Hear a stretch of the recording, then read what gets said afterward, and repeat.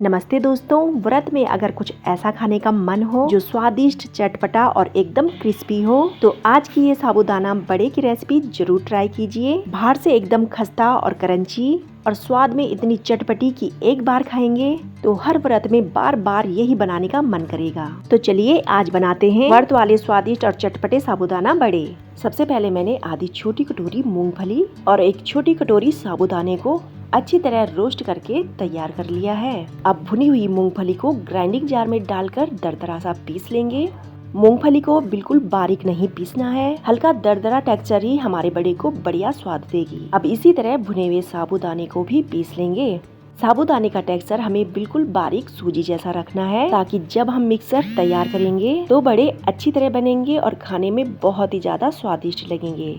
अब हमने यहाँ 2 बॉईल आलू लिए हैं, इन्हें हल्का मोटा मोटा काट कर सूजी वाले जार में ऐड करेंगे। अब हम पूरे मिक्सचर को 2 हिस्सों में बांट लेंगे और आधी छोटी कटोरी पानी डालकर इसे 2 बार में पीसेंगे।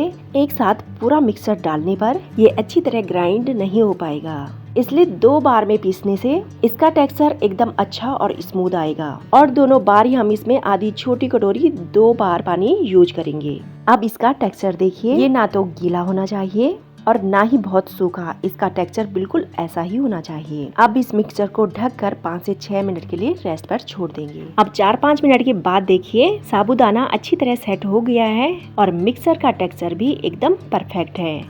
ऐसा ही हमारा मिक्सचर का टेक्सचर होना चाहिए ताकि बड़े बनाने में हमें कोई दिक्कत ना हो। अब हम इसमें ऐड करेंगे 1 चम्मच ग्रेट किया हुआ अदरक, 4 से 5 बारीक कटी हुई हरी मिर्च, बारीक कटा हुआ हरा धनिया और कुछ करी पत्ते ऐड करेंगे। अगर आप इसे फास्ट में खाते हो तो तभी ऐड करें, वरना स्किप कर दें।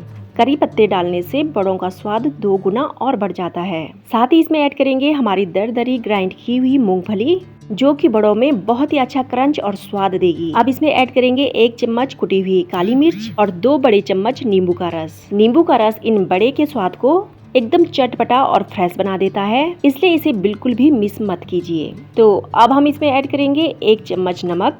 नमक आप अपने टेस्ट के अकॉर्डिंग कम या ज्यादा ले सकते हैं। और 1 चम्मच इसमें जीरा ऐड कर देंगे और अब सभी चीजों को अच्छी तरह मिक्स कर लेंगे ताकि मसाले और बाकी के इंग्रेडिएंट्स पूरी तरह से मिक्स हो जाएं। तो अब हमारा मिक्सर बढ़िया से मिक्स हो चुका है।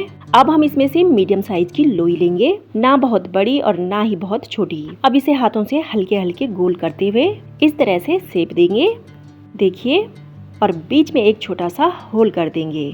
इससे बड़े अंदर तक अच्छी तरह पकेंगे, बाहर से एकदम क्रंची और क्रिस्पी बनेंगे। और ठीक इसी तरह हम सारे बड़े तैयार कर लेंगे।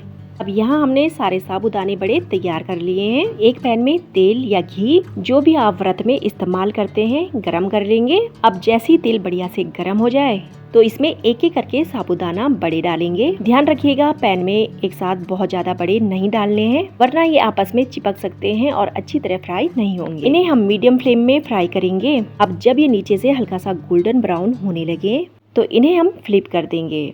इसी तरह दोनों तरफ से अच्छा गोल्डन कलर आने तक इन्हें अलटते पलटते हुए फ्राई कर लेंगे। देखिए हमारे साबूदाना बड़े कितने अच्छे गोल्डन और क्रिस्पी हो गए हैं और ये अच्छे से फ्राई हो गए हैं। तो अब हम इन्हें तेल से बाहर निकाल लेंगे और ठीक इसी तरह हम सारे बड़ों को फ्राई कर लेंगे। और बस तैयार है हमारे बहुत ही स्वादिष्ट और चटपटे साबूदाने के बड़े। ये बड़े व्रत में इतने ज़्यादा स्वादिष्ट, चटपटे और क्रिस्पी होते हैं कि अगर आपने इस रेसिपी को एक बार बना लिया तो यकीन मानिए कि बार बार व्रत में आप इसी को बनाना पसंद करेंगे। देखिए ये बाहर से कितने क्रिस्पी और अंदर से एकदम सॉफ्ट होते हैं और खाने में तो इसका स्वाद एकदम लाजवाब होता है। व्रत में इसे एक बार इस तरीके से जरूर ट्राई कीजिएगा। रेसिपी थोड़ी सी भी अच्छी लगी हो तो वीडियो को एक लाइक और चैनल को सब्सक्राइब करना ना भूलें। मिलते हैं अगली ऐसी ही आसान सी रेसिपी के साथ।